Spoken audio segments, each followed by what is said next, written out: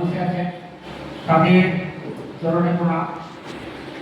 Actually আমি এই my life স্টাইলে আসার আগে আমি একটা প্রাইভেট নার্সিংহোমে কাজ করতাম।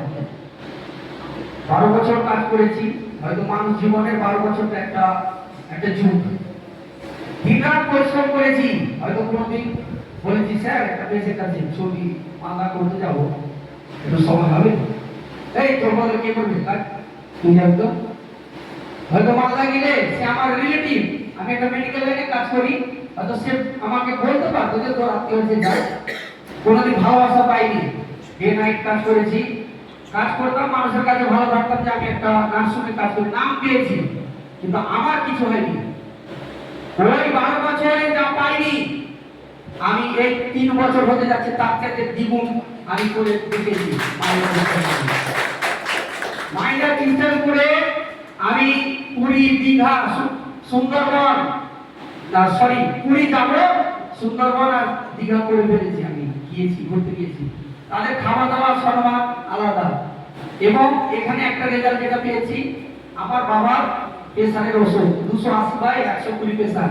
ডাক্তারবাবু বলেছিল আপনার বাবার ব্রেন স্ট্রোক হয়ে যাবে, হয়তো 18 দিন আপনার বাবা চলে ফিরে যেতে পারবে না। আপনাদেরকে বলছি আমার বাবা এখন 2 বছর থেকে মাঠে আরো 5টা চাষির মতো খেলে বেড়াচ্ছে। এখন পর্যন্ত একটা প্রেসারের ওষুধ আর ডাক্তারের আপনি খাওয়াই না। 7,000 টাকা করে লাগতো আমার ওই ডক্টর মানস কুমার রায় যখন প্র্যাকটিস করে আপনারা জানবেন, 7,000 টাকা করে মেডিসিন খাওয়াতে হতো। আমি মায়ের স্টাইলের মেডিসিন পেয়ে স্যারদের পরামর্শে আমার বাবাকে দিয়েছি। আজকে রেজাল্ট, আরো রেজাল্ট আছে। আমাদের মায়েদের বাচ্চা না আসার জন্য যে অনেক মায়েদের দুঃখ, আমার হাত দিয়ে 3টে মাকে আমি বাচ্চা রেজাল্ট দিয়েছি। তার মধ্যে একজন 7 মাস চলছে, তার বাচ্চা যেদিন হবে আমার গ্রামে আমি একটা সেলিব্রেশন করবো সেই মাকে নিয়ে। আমি যে আমাদের কোটাকে মা হতে পারবে, কোনো মা হারা হয়ে থাকতে, সন্তান হারা হয়ে থাকতে পারবে না, মা হবে। তো ধন্যবাদ, অনেক কিছু পেয়েছি।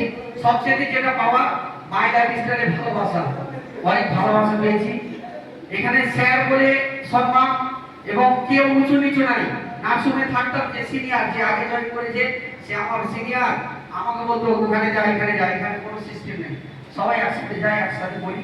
আজকে টুকটুক করে আমার বন্ধুদেরকে নিয়ে কাজ করতে প্ল্যান দিতে আজকে 5 লাখ নিয়ে ম্যাচিং করেছি। আরো আস্তে আস্তে স্যারেদের আশীর্বাদে হয়তো এটিসি হয়েছি।